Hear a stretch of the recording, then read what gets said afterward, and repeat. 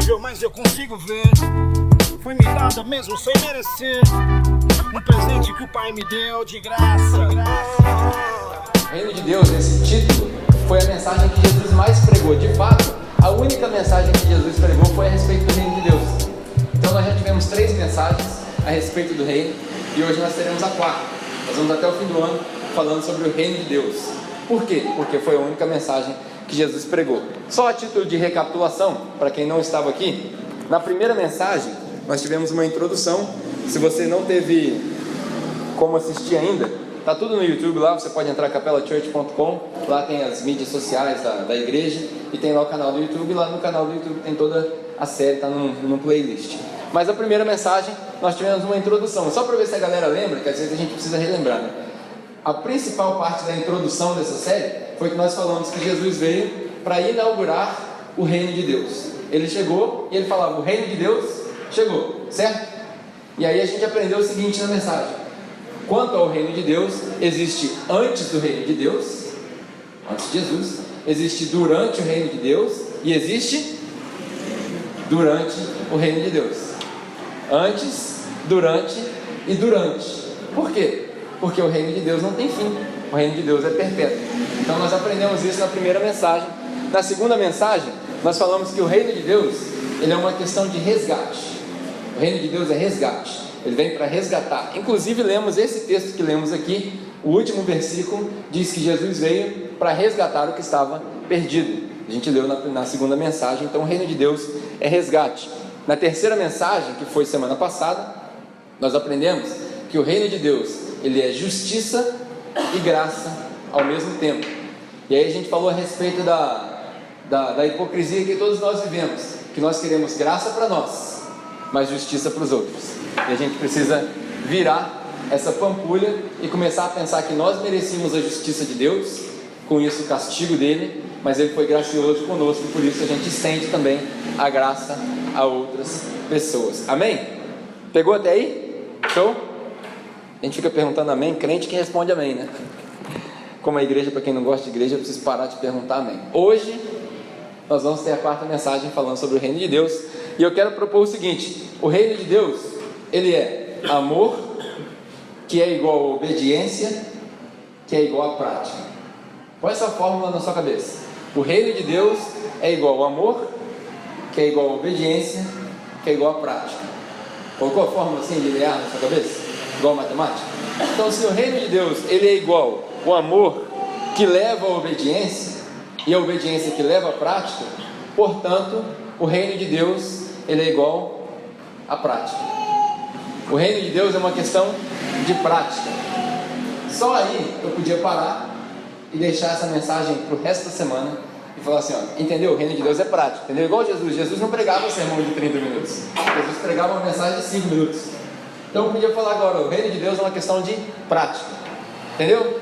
Entendi, valeu? Deus te abençoe, até semana que vem. E deixar ir embora, vamos praticar, porque não tem mais o que falar. O Reino de Deus é uma questão de prática, não adianta nada a gente aprender um monte de coisa e não colocar em prática. Mas como eu sei que você fez um sacrifício para vir aqui de manhã, eu vou gastar mais 20 minutos seus para falar sobre o amor e a obediência, beleza? Então o Reino de Deus, primeiramente, ele é o amor. O que é o amor? Na primeira série de mensagens da capela, nós tivemos ainda lá no hotel uma série que também está no YouTube, chamada #1, que era o único mandamento que Jesus deu. Porque certa vez os fariseus chegaram para Jesus e perguntaram: mestre, qual é o maior mandamento de todos? Eles perguntaram isso para ele: qual é o maior mandamento de todos?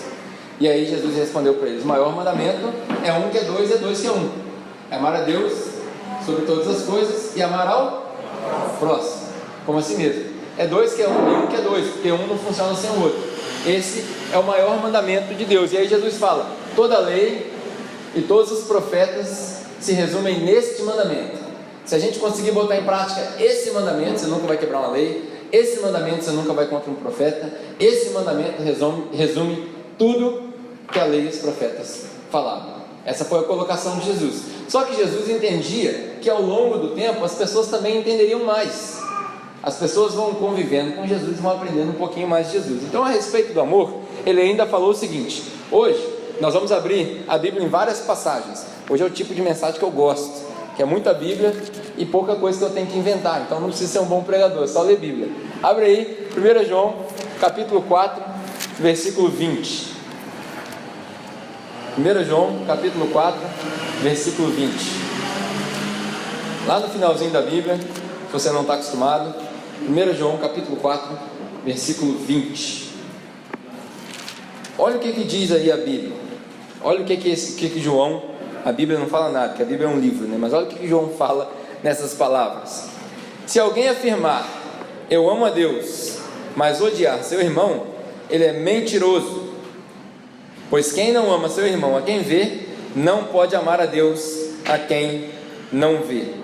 Ele nos deu este mandamento: quem ama a Deus, ame também o seu irmão. Olha que interessante. Jesus está falando o seguinte: você disse que ama a Deus, mas você tem que amar o seu irmão. Está aqui do seu lado, você consegue ver. Se você não consegue amar o seu irmão, você é um mentiroso quando você fala que você ama a Deus. Na verdade, vou falar um negócio que vai te chocar agora. Nessa concepção de João aqui, não estou dizendo que é a concepção de Jesus, mas a concepção de João, que era o melhor amigo de Jesus, Jesus colocou o próximo na frente de Deus. Olha que interessante. Jesus falou: é mais importante você amar o seu próximo do que amar a Deus. Como assim? Isso é uma heresia. Ué, se você não consegue amar quem você vê, como é que você pode ser hipócrita ao ponto de falar que você ama quem você não vê? Então Jesus, ele inverte essas prioridades, não para dizer que o homem merece ser louvado e adorado como Deus, mas para dizer que a evidência do seu amor por Deus é o amor ao próximo.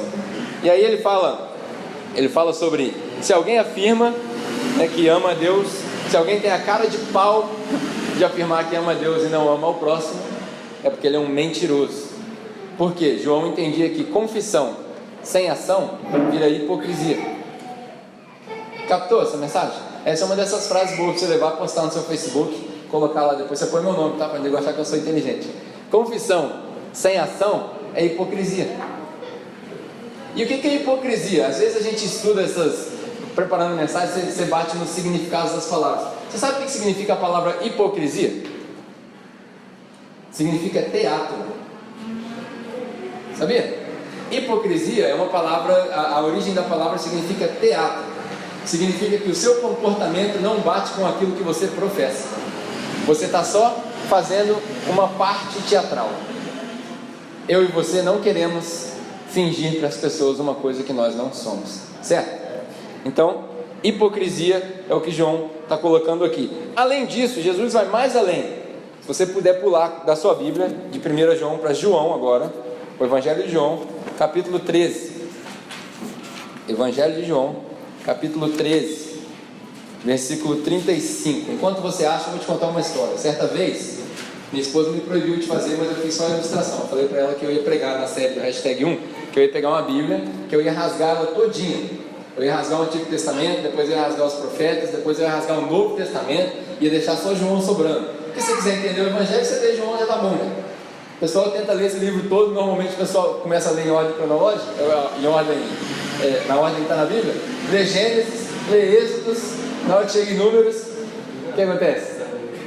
Todo mundo para. É muito chato. Levítico, então, pelo amor.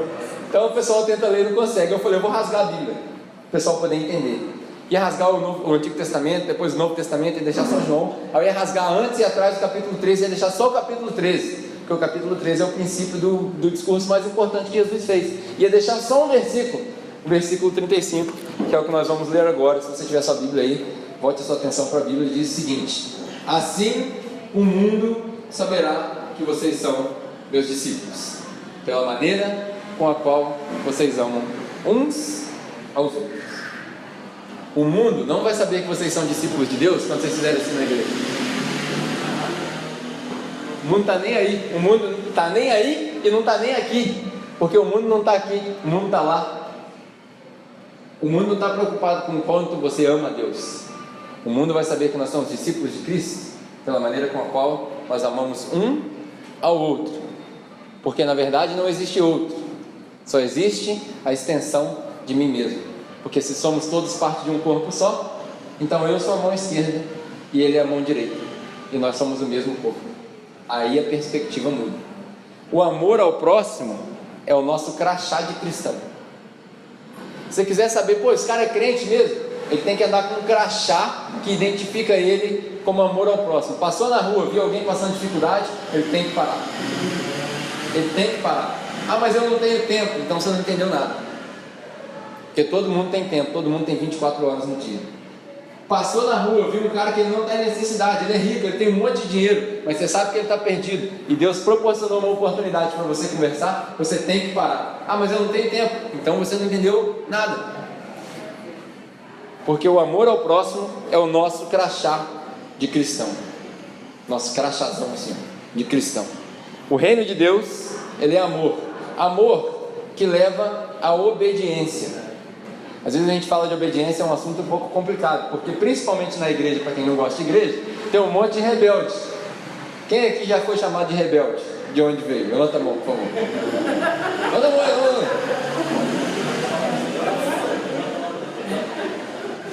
Culpado. Já fui chamado de rebelde, capeta, diabo, serpente. Levantou, a irmã levantou lá e falou aleluia. Eu fui chamado de cobra preta. Tiago foi chamado de cobra preta e magra.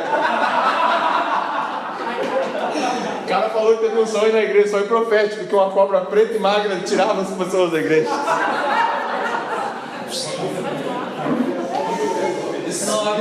Espírito de crítica, sai agora. Não vamos falar mal de outras igrejas, irmãos. Vamos falar daqui da nossa, Então, se você já foi chamado de rebelde, quando a gente fala de obediência, é um tema que, né?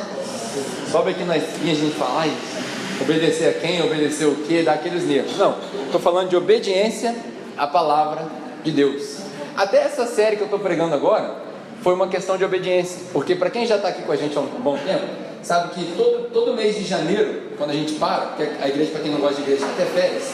Então quando a gente para, vocês descansam, né? Vocês não têm culto, mas aí eu sento e aí eu vou decidir o que prego o ano inteiro. Então a capela ela tem um calendário de pregação definido, não está escrito em pedra, mas está definido os temas que a gente vai pregar, algumas mensagens, quem vai pregar, quando vai pregar, porque a gente preza pela organização, pela excelência. Então normalmente já está tudo definido. 2017, por exemplo, a gente já sabe tudo que vai pregar. Eu já sei quando o Thiago prega, quando o Cláudio prega, quando outras pessoas pregam, quando a gente convida pessoas, está tudo definido os temas. Mas no decorrer do ano, Deus, num momento que eu parei para orar, são raros, mas quando eu parei para orar, Deus falou assim, ó, não quero que você pregue aquilo que você ia pregar. Eu falei, mas como assim? Aí o negócio não fica bom, não fica excelente, eu já me preparei. Aí ele falou assim, não, eu quero que você pregue o que eu mandar você pregar. Você vai passar o restante do ano, semana por semana. Às vezes a mensagem vai vir no sábado, porque para quem me conhece, a mensagem está pronta quarta-feira. A mensagem vai vir no sábado. Não, Deus, aí não, isso aí eu não admito, não posso fazer isso. Ele falou, ah, é? Não, tranquilo, vou fazer.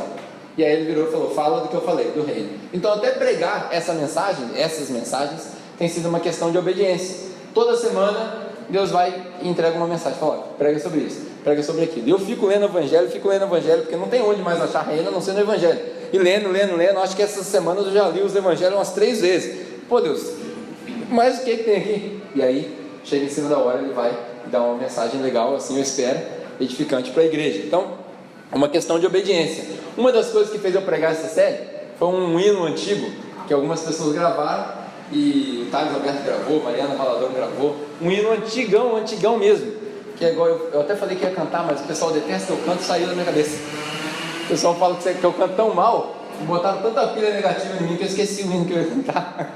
É um hino que o Thales canta, que eu mandei para vocês, como é que é o nome? Deus sabe o que é melhor para mim. Agora eu vou cantar. Deus sabe o que é melhor para mim. Quem conhece a música?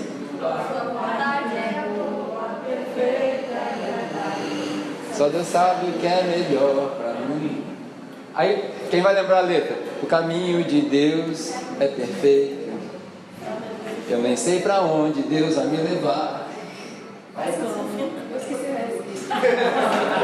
Mas como folha que o vento carrega, e Deus quiser. Aí a parte que me chamou a atenção foi o seguinte: eu não tomo decisão sem perguntar para Deus, só Ele sabe o que é melhor para mim. Eu não quero mais sofrer, é melhor obedecer. Aí eu falei, tá bom, amém. Ele estava cantando, eu não quero mais sofrer. Sabe aquele sofrimento, aquela sofrência, como diz o mineiro? Aquela sofrência de preparar a mensagem? Não quero mais sofrer, melhor obedecer. Opa, captou. Então você já pode falar que a série de mensagens do fim do ano da capela foi baseada numa frase de uma música. Não quero mais sofrer, é melhor obedecer. Ah, mas aí você não está baseando a sua mensagem num versículo bíblico. Tem que ser bíblico. Então vamos para João capítulo 14, um pouquinho depois daí da onde a gente leu. João capítulo 14, versículo 15. Se você tiver aí sua Bíblia, vamos ler. João 14, versículo 15. Se vocês me amam, vocês obedecerão aos meus mandamentos. Note que Jesus não coloca a condição no amor dele. O amor dele é incondicional. Mas ele diz: se você de fato me ama, tem uma consequência nesse amor seu aí, que é obedecer. Se você me ama, vocês obedecerão os meus mandamentos. Vamos pular de João para 1 João de novo. Hoje, ou você aprende a mexer com Bíblia, ou você vai sair daqui chateado de tanto virar as páginas desse livro. 1 João, capítulo 5. Eu falo que a capela, embora seja a igreja para quem não gosta de igreja, a gente lê muita Bíblia, né? Ao longo do ano a gente já leu o Evangelho, a primeira carta de João inteira, já lemos Efésios inteiro, já lemos Romanos quase inteiro, em um ano, hein? Foi interessante. 1 João capítulo 5, versículo 1 a 3, ainda sobre obediência. Todo aquele que crê em Jesus, todo aquele que crê que Jesus é o Cristo, é nascido de Deus.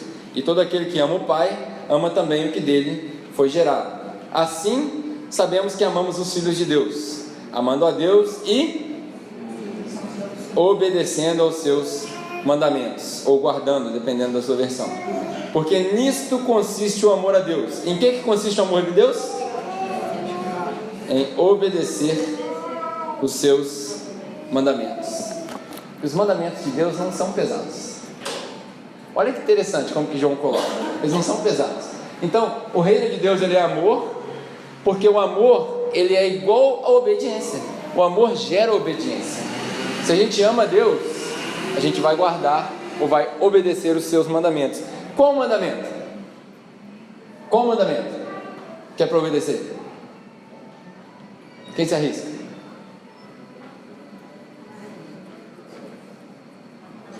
Tem uma irmã que está prestando atenção aqui na mensagem. Amar a Deus e amar ao próximo. Amor. Se a gente ama a Deus, a gente vai obedecer o mandamento de amar ao próximo. Mais uma vez, se você não conseguiu ver as mensagens, está tudo no YouTube, procura lá que você vai se beneficiar, eu acredito. O reino de Deus é amor, o reino de Deus é obediência que leva à prática. Reino é igual ao amor, que leva à obediência, que leva à prática. E agora o bicho vai pegar. Que até então nós estamos todo mundo sentado na cadeirinha. Até então nós estamos todo mundo ouvindo. Legal, amém, aleluia. Nossa, que mensagem, maneiraça, glória a Deus. Mas agora a gente vai falar daquilo que vai cutucar lá no calo, para a gente sair daqui. Ou a gente põe em prática. Como eu já falei várias vezes, a capela tem que ser uma igreja conhecida não pela música, nem pela palavra, mas pelos seus membros. As pessoas têm que olhar para você lá na rua e identificar Cristo. Então, abra sua Bíblia aí, em Tiago. Nem o Edu gostou, ele falou: não, Tiago não.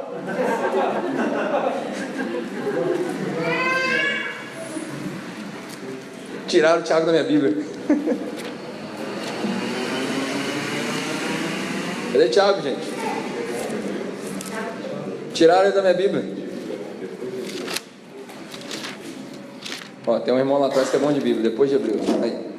Tiago, capítulo 1. Agora eu vou fazer igual eu faço com o pessoal no discipulado de quinta-feira. Eles fazem uma pergunta, eu falo assim: muito bem, abramos a Bíblia em tal lugar. Aí responde só com a Bíblia. Então, o reino de Deus é amor, que gera obediência, que gera prática. Vamos ver. Tiago capítulo 1, versículo 22 ao 25, para começar o UFC agora. Sejam e não apenas enganando-se a si mesmos. Aquele que ouve a palavra, mas não põe em é semelhante a um homem que olha sua face no espelho. Se ele for bonito, ele fica um tempo. Se ele for feio, ele sai correndo. Depois de olhar para si mesmo, sai e logo esquece a sua aparência. Mas o homem que observa atentamente a lei perfeita, a lei perfeita traz o quê? As pessoas têm mania de falar que ser crente é muito ruim, que não pode isso, não pode aquilo, não pode aquilo. Ué, mas de onde eles tiraram isso? De onde as pessoas tiraram que a lei de Deus prende? Conhecereis a verdade é para a liberdade que o Filho de Deus te... Só fala de liberdade, mas as pessoas acham que prende. Mas vamos continuar. A lei perfeita de Deus, que traz liberdade e persevera na prática desta lei, não esquecendo o que ouviu, mas praticando, ele será feliz. Quer ser feliz? Quem aqui quer ser feliz? Pergunta idiota. Vamos para quer ser feliz? Pratique a palavra de Deus. Dinheiro não vai te trazer felicidade, carreira não vai te trazer felicidade. Tinha um amigo meu que falava assim: dinheiro não compra felicidade, mas manda buscar, né? Mentira. Isso é mentira. É possível ser feliz sem dinheiro. Como? Testemunho vivo. É possível. Sou feliz. Vou cantar, mas é possível. Canta não, senão o pessoal fica triste. Ninguém, não pode cantar, senão os visitantes não vêm mais. Perdão. Vamos lá. É possível ser feliz. Dinheiro não traz felicidade, carreira não traz felicidade. Tudo isso é igual droga. Satisfaz temporariamente. Mas no momento que passa aquela, como é que fala em português? O hype, a doideira lá. No momento que passa a doideira, o cara quer mais. O êxtase, né? A onda. No momento que passa a onda, o cara quer mais. Tudo isso não traz felicidade. Obedecer a lei, praticar a palavra de Deus, isso traz felicidade. Quer coisa mais gostosa de que ver alguém em necessidade? Pegar tudo aquilo que você tem, sabendo que a sua despensa está cheia, e ainda que não esteja, fazer assim, ó, toma, é seu. Você vê aquela felicidade na pessoa, quando a pessoa fala assim: nossa, é de Deus mesmo, porque Deus está olhando por mim, porque eu não tinha o que comer, mas você trouxe para mim. Não tem coisa mais gostosa que isso. Por isso que Paulo fala lá em Atos, que Jesus falou: é melhor dar do que receber. Eu preciso que isso entre na sua cabeça. Nós precisamos viver dessa maneira, da maneira estilo OLX de vida, entendeu? Desapegado das coisas materiais. Pô, mas eu não tenho carro. Eu botei um vídeo essa semana no Facebook aí, falando sobre essa campanha de Natal que a gente vai fazer. Eu não tenho carro. Que bom, você pode andar de ônibus, motorista particular, 50 lugares, você pode escolher onde sentar, na janela ou no corredor. Pô, eu não tenho dinheiro para pagar ônibus. Que bom, você tem duas pernas, né, cara? Dá para exercitar, fazer exercício físico. Hoje eu desci lá da prefeitura. De Deus! Hoje eu desci lá da prefeitura, que o diacho da prefeitura fechou a porcaria da rua, não conseguia atravessar, tive que descer lá da prefeitura, sol escaldante, meu gel estava acabando, já estou ficando careca, parecendo uns buracos na minha cabeça. Falei, não, vou chegar lá, tenho que pentear o cabelo, não trouxe escova, resolvi raspar a cabeça também, cansei desse negócio. Enfim, desci lá, vim andando. Que bom, né? Vim andando, curtindo, deu tempo de ouvir 2 podcasts, 3 louvores. Só, eu não ia ter feito isso.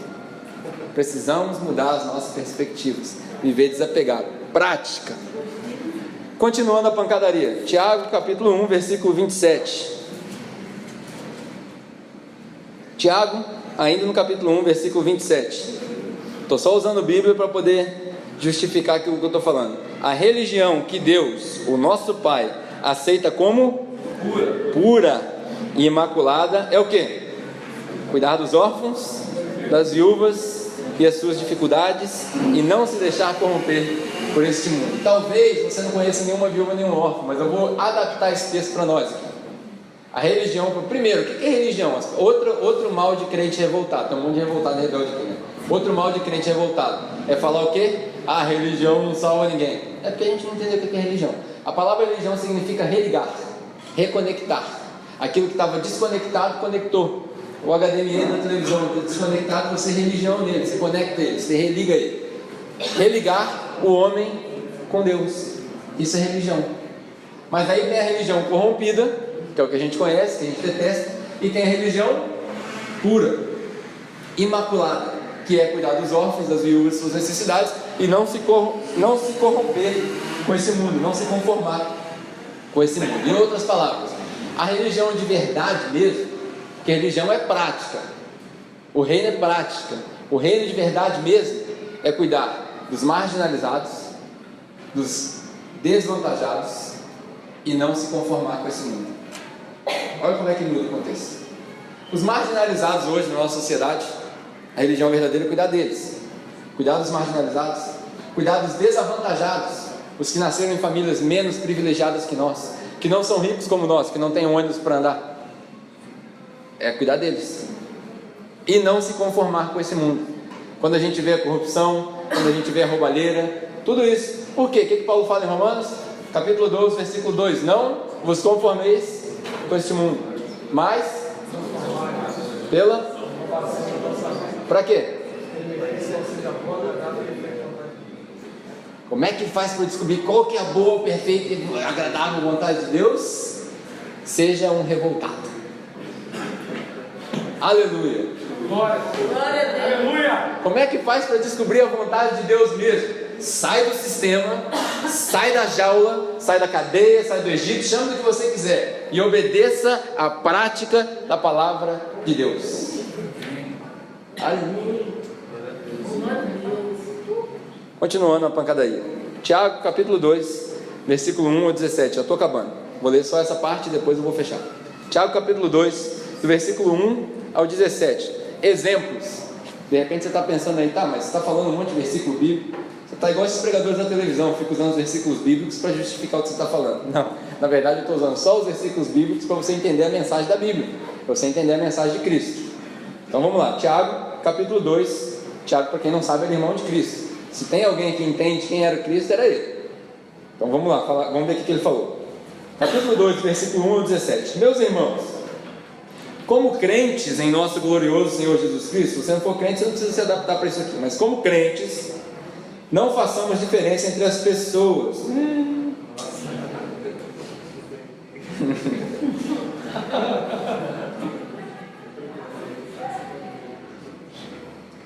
Como crentes, não façamos diferença entre as pessoas, tratando-as com parcialidade. Suponhamos que na reunião de vocês,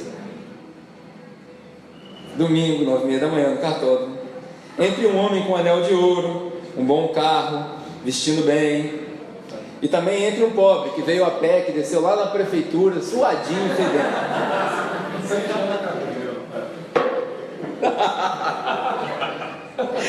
Se vocês derem atenção especial ao homem que está vestido com roupas finas e disserem: aqui está um lugar apropriado para o Senhor, senta aqui na frente no lugar do príncipe ungido, você fica em pé ali, ó. Você é pobre, você fica lá atrás para não incomodar as pessoas, senta-se no chão, porque não tem mais cadeira, junto ao estrado onde eu ponho os meus pés. Não estarão fazendo discriminação, fazendo julgamentos com critérios errados. Ouçam, meus amados irmãos, não escolheu Deus os que são pobres aos olhos do mundo para serem ricos em fé e herdarem o reino que Ele prometeu aos que o amam. Glória a Deus, aleluia. Que bom que Deus não escolheu quem tinha, mas quem por Ele era. Olha a diferença. Continuando. Não são... onde estou? Mas vocês têm desprezado o pobre. Não são os ricos que oprimem vocês? Não são eles que os arrastam para as tribunas? Não são eles que difamam o bom nome que sobre vocês foi invocado no contexto de hoje? Não são eles que pagam seus salários e fazem vocês trabalharem das 7 às 6, sem ter tempo para sua família, justificando que você tem que trabalhar mais porque a sua carreira é mais importante, até que seu casamento se destrua, você se divorcie, seus filhos não te vejam? Não são eles. Ah, eu não posso hoje porque eu tenho um encontro com o patrão. Continuando.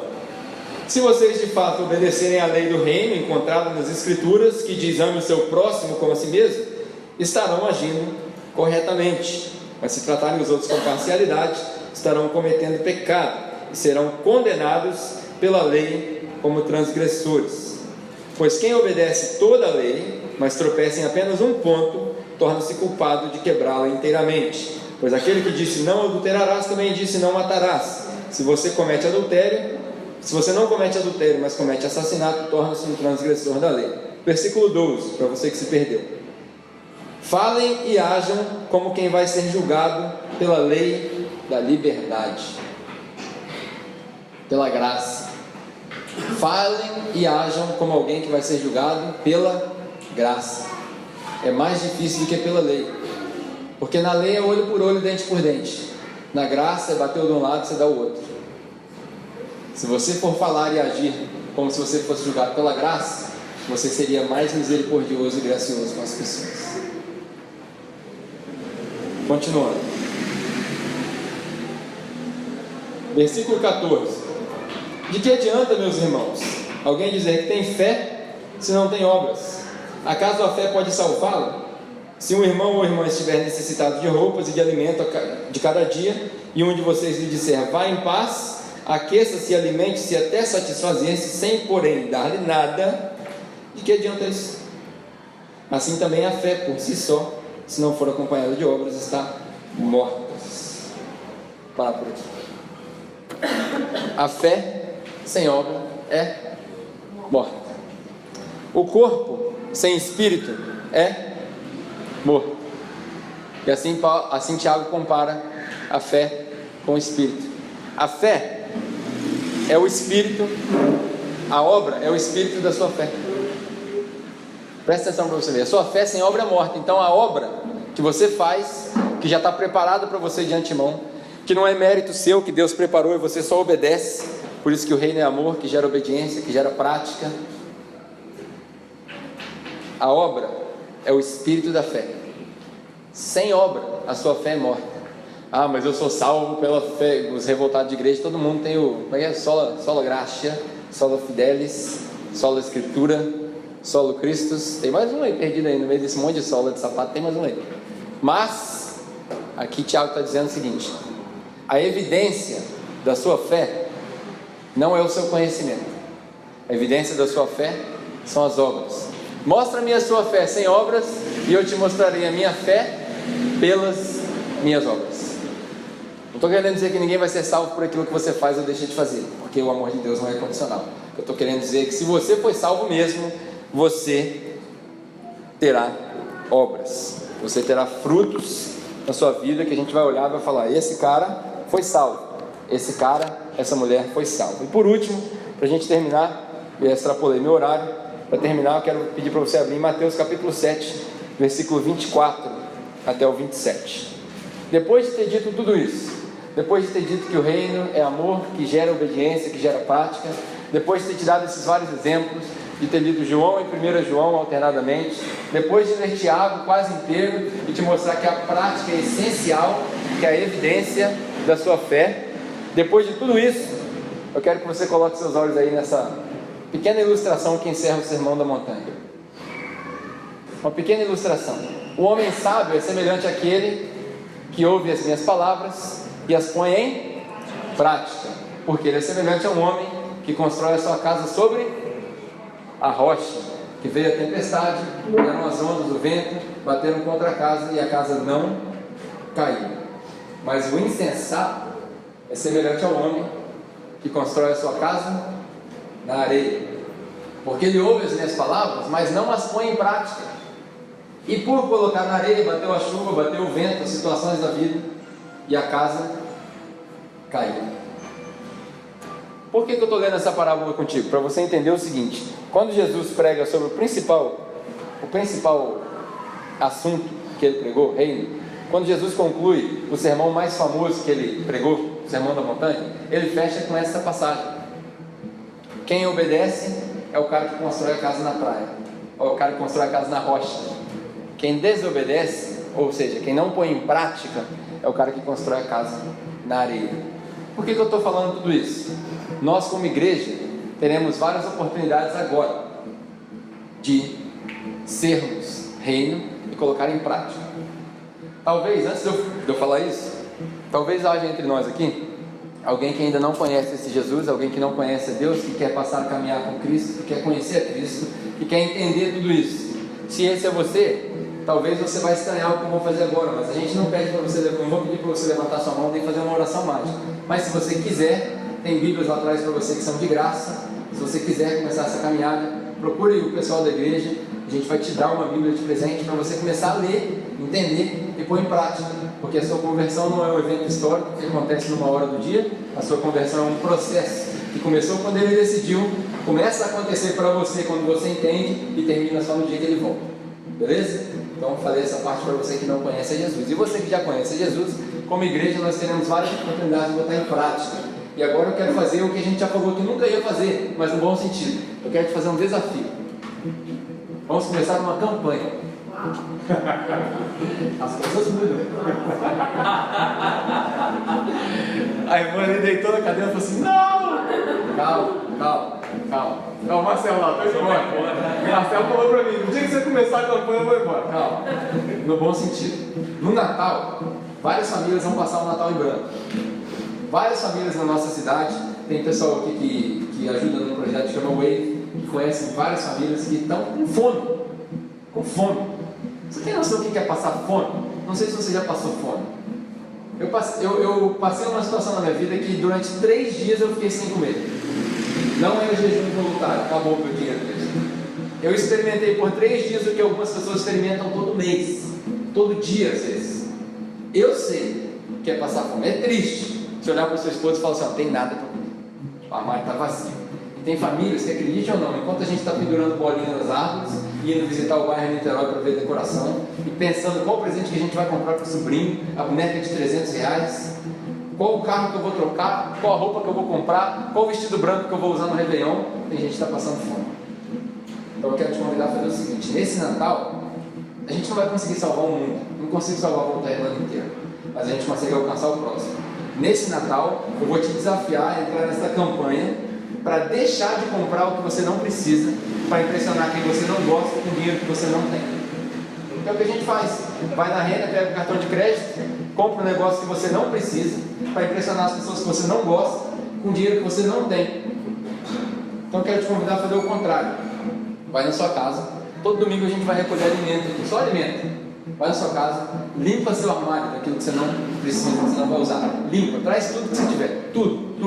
E se você tiver condição, se você não estiver passando apertado, se você tiver condição, quero te convidar no supermercado a comprar 1, 2, 3 cestas básicas, pegar R$300 se tiver, não é para trazer para a igreja não. Na igreja a gente se vira de outro jeito aqui. Na igreja a gente paga o aluguel, só e tá bom, a gente tem as nossas contas aqui, contribui quem quiser, como quiser, mas eu quero te desafiar a fazer isso. Olhar para o dinheiro e falar assim: pô, R$700, R$1.000, eu vou comprar um PlayStation para o meu filho, ele vai ficar sem PlayStation, porque ele não precisa de PlayStation.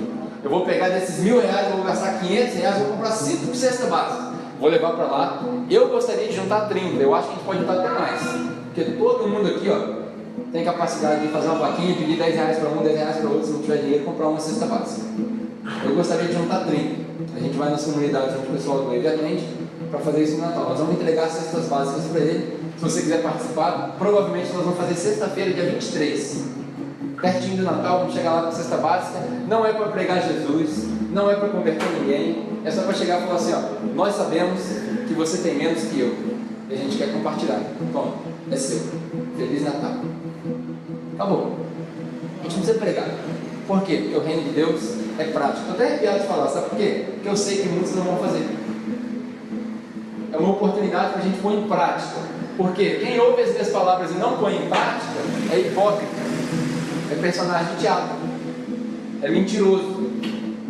Quem põe em prática é como um cara que constrói na rocha. Quem põe as coisas em prática cria raiz no Evangelho. E aí, quando as circunstâncias do mundo vêm, a gente não se abala. Quem não põe em prática fica abalado quando perde emprego, quando perde isso, quando perde aquilo.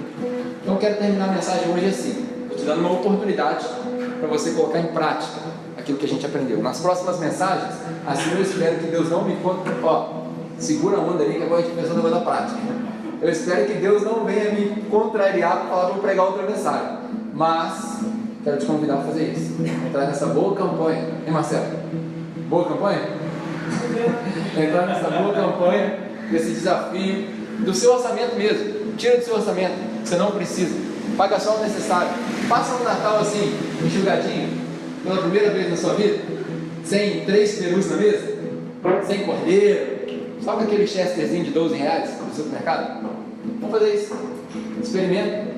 Tem misericórdia, compaixão, saber o que o outro passa. Tem gente que o Natal é tão cheio que chega no Ano Novo, tem comida do Natal, né? Não quer nem comer mais. Eu participo do Natal na minha família, que a gente tem sempre o enterro dos ossos. Come dia 24, na véspera, come dia 25 e no dia 26 está sobrando. Esse Natal eu vou fazer isso, eu vou pegar todo o dinheiro que eu tiver, todo o dinheiro mesmo, tudo que eu tiver. E a igreja também, nós vamos virar o ano sem orçamento. Se sobrar dinheiro na igreja, nós vamos gastar todo o dinheiro. Não vou guardar dinheiro quando vem, ano que vem a gente se vira. Vou gastar tudo que entrar esse dinheiro que você botou no envelopinho aí, vou gastar tudo que entrar para comprar a cesta básica. E aí nós vamos entregar. Ah, não gostei não, então domingo que vem você não dá não. Continua ouvindo, se eu ouvir, quem sabe você começa a pôr em prática, você não precisa dar. A gente é obrigado. Amém? Amém? Então domingo que vem a gente vai pegar um carrinho daquele dia, esse mercado ali, vamos encher ele de cesta básica. Quem vai ficar responsável por coordenar a entrega da parada é o pessoal? Caçamba da Saveira. Ô, glória! Então, Caçamba da Saveira. Quem vai coordenar é o Márcio que está lá atrás, eu já falei com ele. Ele que vai coordenar a entrega das paradas. Levanta a mão aí para a galera te ver. Então todo domingo quando você chegar aqui, procura ele. A gente vai armazenar as cestas básicas ou os alimentos. Se você não puder trazer uma cesta básica inteira, traga um alimento que a gente vai juntando. Se você não puder trazer alimento, cesta básica, traz dinheiro. 10, 20, 30, 50, 100 reais, se você tiver, traz dinheiro e fala, esse daqui eu quero para a cesta básica. Não é para compartilhar no da igreja não, para a cesta básica. A gente vai botar aquele ali para a cesta básica. Amém? Amém? Amém? Vamos orar, vamos ficar de pé, vamos terminar com mais uma canção. Invisível, mas eu consigo ver. Foi me dada mesmo sem merecer. Um presente que o Pai me deu de graça.